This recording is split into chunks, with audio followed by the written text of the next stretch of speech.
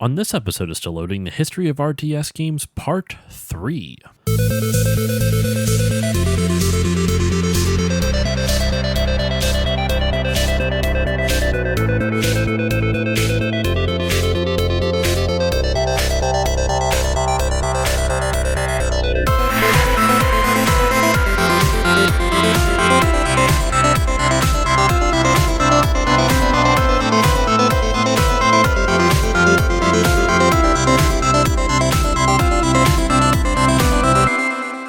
Hello everyone and welcome to this new episode of the Still Loading podcast. I am your host Josh Koval. Today's episode is part 3 of my dive into the history of the RTS genre, and today we are going to make it up what is considered to be the first real RTS, an RTS in all but name at the time, Herzog Zwei, as cited by IGN. But we have a few games to talk about before we get to this week's finale, to this week's final game. The first game I want to talk about is called Darkhorn, Realm of the Warlords. There wasn't much this game added to the RTS mix, and as such I didn't really have much to say about it, but I wanted to include it because this is the first game that allowed 4-player multiplayer, something I haven't seen yet in this series. However, there's a big drawback to all of this. All 4 players had to play on the same screen at once. The game vastly simplified its controls, so players would only need to control it with a few buttons. This made it possible for all 4 players to play off the same keyboard since they only required a small portion of the keys to play. While it was innovative for simplifying the controls so well, it wasn't the most ideal way to play it. You and your 3 friends all huddled around one keyboard and a computer monitor trying to play competitively, it just sounds awful to me. But that's all I got for this first game. Like I said, I didn't have a lot to say on it, but I thought the multiplayer aspect warranted mentioning. The next game I wanted to talk about is also a quick hit, The Ancient Art of War at Sea. This is the sequel to what was the final game mentioned in Part 2, The Ancient Art of War. I'm referencing this because this is the first sequel in the series, and it's basically The Ancient Art of War, but at sea. It doesn't really change up much from the original from what I could tell, but it was worth noting for it being a sequel. Now on to the first game of this week's episode that really offered a bunch of improvements to the genre, Nether Earth. Nether Earth was released in 1987 for the Amstrad CPC, ZX Spectrum, and the Commodore 64. I couldn't find who the developer was for this game, but it was published by Argus Press Software in the United Kingdom and Mind Games España in Spain. I was honestly blown away by this game when researching it for this episode. Nether Earth was a big graphical upgrade from previous games mentioned. It used an isometric camera, so all of the units, buildings, and structures had a 3D look to them. I don't think I can overstate how much of an improvement this is. The isometric camera is now essentially a staple of the RTS genre, and this was the first game I could find that used it. The art was also surprisingly appealing. The game's background was yellow and everything on it was drawn with black lines, which makes the units pop on screen. I feel like I shouldn't like this game's visual aesthetic, but I really do. The game also had, from what I could tell, the first mini-map. Like previous games mentioned, you could scroll around on the game map. However, in Nether Earth, the game gave you a radar, which in essence is acting as a mini-map. You couldn't see units or movement on it like you could do in modern RTS games, but you could see a simplified macro view of the entire game map, which gave players an idea of where various game elements were located on it. This is especially important because in order to collect resources, players must capture factories, and being able to see where they are on the map is very beneficial when planning a strategy.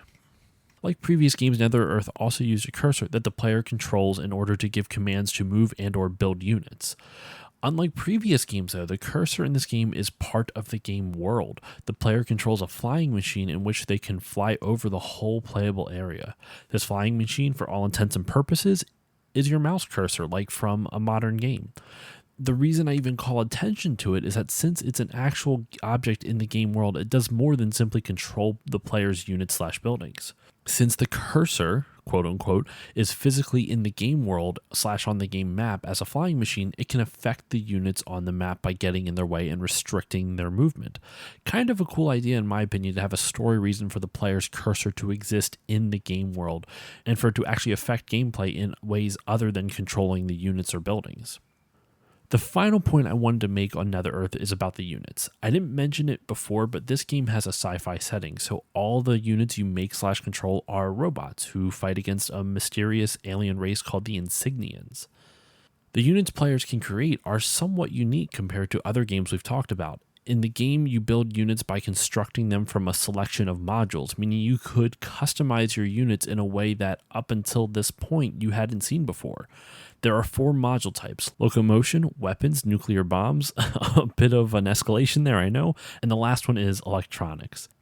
Each unit constructed needed at least a locomotive and a weapons module in order to be creative. The locomotion module lets players choose how the unit is able to move across the battlefield. There are 3 locomotive options for the players to choose from: bipod, tracks, and anti-grav. The weapons module allowed players to choose which type of weapon their unit was equipped with: cannon, missiles, or phasers.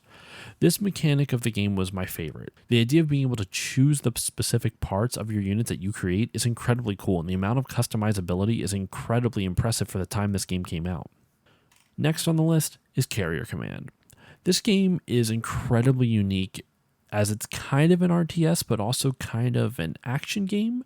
It was developed by a company called Real Time Games for numerous computer systems like the Amiga, IBM PC, ZX Spectrum, Commodore 64, and so many more. It was released in 1988.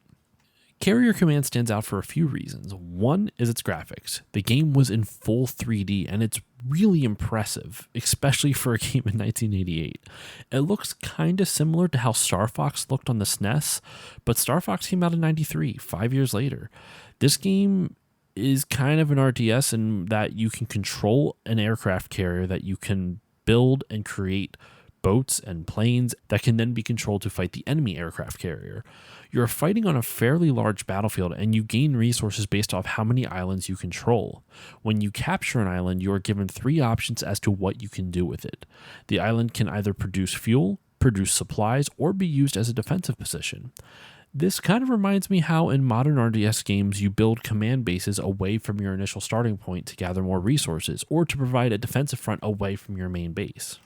Now, here is where the game starts to differ from the RTS games we've talked about so far, and it becomes more of an action game. In order to attack the enemy's planes/boats or capture islands, you have to manually control each unit, and you can only control one at a time. This isn't new to the genre. However, what is new is that you can control them in a first-person perspective. You see the battle from the soldier's eyes. Since it's in first person, the battlefield has some level of scale to it. And if you remember, I mentioned before that the battlefield was pretty big. Because of its size, combined with the sense of scale required for a first-person viewpoint, it can literally take days to complete a game, since you have to travel from one side of the battlefield to the other to take out the enemy aircraft carrier. This game is by far the most quote-unquote realistic so far, but I still use realistic loosely. In the same year that Carrier Command came out, released one of the first licensed RTS games, J.R.R. Tolkien's War in Middle Earth. War in Middle Earth was developed by Synergistic Software and developed on numerous home computer standards such as the ZX Spectrum, MSX, and Commodore 64, and many more. I wanted to include this game on the list because it's the first licensed game of note. Later on, you'll see RTS games under the Dune license, the Star Wars license, and many more, but this was the first that I could find that took a non-video game property and adapted it to an RTS-style game. Instead of approaching the gameplay as 2 warring factions, however, it basically tells the story of Lord of the Rings through the gameplay lens of an RTS. You start out by controlling the 4 hobbits who have to dodge the Nazgul to make their way to Aragorn for him to join them, and then they can travel to Rivendell for the Council of Elrond. All of that will make sense if you've read the books or seen the movies. They do have Tom Bombadil in this, unlike in the movies, so they are more faithful to the books. I thought this was a cool approach because it didn't focus on large battles like other RTS games covered so far. This tries to use the gameplay to tell the story of the books, and from what I watched, it succeeded fairly well. The games have 3 different kinds of quote-unquote screens. They have a kind of a macro map of Middle Earth screen that shows the whole world, that shows the entirety of Middle Earth. You have a more zoomed-in scrollable map screen of the areas where you are at, and then you have the battle screen where you control your units in combat. Unlike other RTS games covered, you really only focus on a select few quote-unquote units, which are just the characters from the books. This kind of reminds me of the hero units you see in later RTS games like Warcraft 3 or Dawn of War. On the battle screen, you can manually select which commands you want to give each character/unit. Charge, engage, withdraw, and retreat. And each one is meant to be used strategically, especially in the early game where you're very underpowered compared to the Nazguls that are chasing you. The graphics are overall pretty appealing too. I may have watched a newer version of the game, but it was very colorful and the sprites had a decent amount of detail in their designs, especially for the time. Overall, this looks like a pretty good game. It's not quite an RTS as there's no resource gathering, but it does try its hand at telling a game narrative through the lens of an RTS game. Our next game on the list is another Dan Bunton game. If you remember, I covered a Dan Bunton game last episode, and just as a quick reminder for those who didn't listen to that one, Dan Bunton was later known as Danielle Bunton Berry, and when she describes her pre-transition self, she uses male pronouns. So I will do the same for this since this game was made pre-transition. This game is called Modem Wars. Modem Wars was released in 1988 for the Commodore 64 and was later ported to other home computers. The game begins with the players setting up their battlefield. Players can choose where they want each of their units to begin on the map. However, they can only move those units on one half of the map since the enemy is setting up their units on the other side. Once the game officially begins, then they can finally cross over into enemy territory. Modem Wars refines a lot of the ground that was already tread from previous games we mentioned in this series. It has terrain advantages/disadvantages. There are spy units that allow players to see the enemies through fog of war. There's unit formation customization, etc. But they have added a few things to enhance these mechanics. It improved the terrain advantages by giving each terrain area additional attributes. For example, forests hinder a unit's speed, but they also hide them better from enemy units that may be passing by or spies that are passing by. It improved unit formations by allowing players to group units together more freely than its predecessors. It also lets you choose between a selection of formations, including fully customizable unit formations, which had not been seen before. There are 5 different types of units: grunts, which are your basic soldier; riders, which are like cavalry; boomers, as in which are basically tanks/cannons; spies, which have no attack capabilities, but they can see the enemy units from far away; and the comsen, which is your headquarters. If you lose this unit, you lose the game. The comsen was also movable, so you would always want to make sure you put it at a strategically defensible spot, so that way it was easier for you to defend or easier for you to hide it from the enemy. Besides wiping out the enemy's comsen as a way to win, you could also win by moving your comsen across the enemy's goal line, which is about 2/3 of the way onto their side of the map. And finally, you could win by having the highest number of points at the end of a timed game. One new feature they added was the Recycler. This was a place on your side of the map that you could use to replace fallen robots. You could set it to... There are a couple different settings you could use for it as well, which in essence would increase the difficulty of the game. None, half, or full. None would mean that you wouldn't get any robots from it. If you lost a robot, you wouldn't get any in return. Half would mean every 2 robots you lost, you would get 1 in return. And full means it was a 1-to-1 exchange. If you lost a unit, you could get a unit. The coolest feature, in my opinion, and probably one of the most revolutionary, is the replay feature.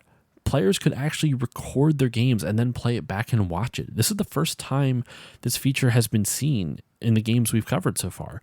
This is a staple of RTS games now. In fact, a lot of the games you see on Twitch and on YouTube, especially for the commentators, use the replay feature so that way they can view the whole game without the fog of war and can see both players' units and all their actions and commands. So this is really incredible that this came out in 1988 with a replay feature. But there's a lot more depth to this game that I honestly don't even have time to cover because there's one more game I want to talk about. But just some quick hits of some of the things they've added. You could repair units, and it would show specific areas of the unit that needed to be repaired. Maybe if it was a tank, maybe it was the treads or the cannon. There was new command options like dig in or cloak. So instead of just basic unit formations, they also had things where you could make your units defend better, but they couldn't move, such as dig in or cloak, where they were invisible up to a very close range. You could also use drone strikes from your comsen, which was it's kind of like off the map artillery, which is kind of awesome. And there are a lot of other cool things I didn't even get a chance to mention. So definitely check out this game. It's very influential, but not quite as much as this final game we're going to talk about. This final game for this week's episode is what is considered the first true RTS. It was not called an RTS at the time because that genre did not exist, but in retrospect, a lot of people consider this the first true RTS, and that game is Herzog Zwei. Herzog Zwei is actually the sequel to a game called Herzog, and they share a lot of similar attributes. So instead of devoting some time to the original, which if I had, it would have been covered about 3 games ago, we're going to talk about them both here. Herzog Zwei was developed by Technosoft for the Sega Mega Drive/Genesis. It was released in Japan on December 15, 1989, and in North America in April of 1990. The first game, Herzog, was developed for the MSX and the PC 8801. What makes Herzog Zwei so revolutionary was that it combined a lot of the mechanics that we've been talking about throughout the various games of this series, and it combined them all into one. You have a variety of enemy units you can choose from. You can construct these units out of a building and move them to various places on the map. There are multiple bases for the players to capture that can generate additional revenue for them to use to construct more units. Those units have different command options that give the player more strategic options in battle. There were 8 different units players could choose to build, including a patrol boat, which allowed simple naval warfare. So now you have land units and sea units. There were supply units that players would have to build to restock soldiers up at the front.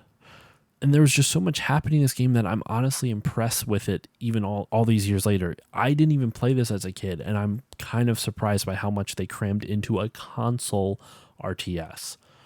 The original Herzog did things similar to this, but not nearly as refined. The map was much more linear. It essentially was a straight line, whereas in Herzog Zwei, it was much more open and similar to what we use now. There were less unit types that players could construct compared to what Zwei had. The income rate was also fixed. It didn't matter if they captured bases or not, unlike in Herzog Zwei, where the more bases you capture, the more income you get. One area, though, that the games are very similar in is the way players control their units. In both games, the player controls a mech suit. It looks like something straight out of a Gundam. And they can use that suit to attack the enemies themselves, and it basically allows the player to turn the game into a shmup. But it also picks up and moves your units to your desired location, as well as issues commands and orders to those units. Units will continue to follow that order until the player flies over with their mech suit and issues another one. The graphics were also a huge step up compared to previous games. This looks like a legit RTS from the 90s. Super colorful graphics, nice looking sprites. The battle maps actually look similar to the terrain they were trying to represent compared to previous games. Especially a lot of the old games just look like military maps with lines to represent mountain ridges, or very basic mountain sprites that look like something out of Final Fantasy and didn't really translate well over to the RTS genre. All around, it's just an impressive feat for its time, especially for it being on a home console. But sadly, that will do it for this 3rd episode on the history of RTS games. And don't worry, we have a lot more to cover, and there are a lot of cool games coming up as well. A sneak preview, the next episode of this series, we're going to be talking about the game that actually coined the term real-time strategy.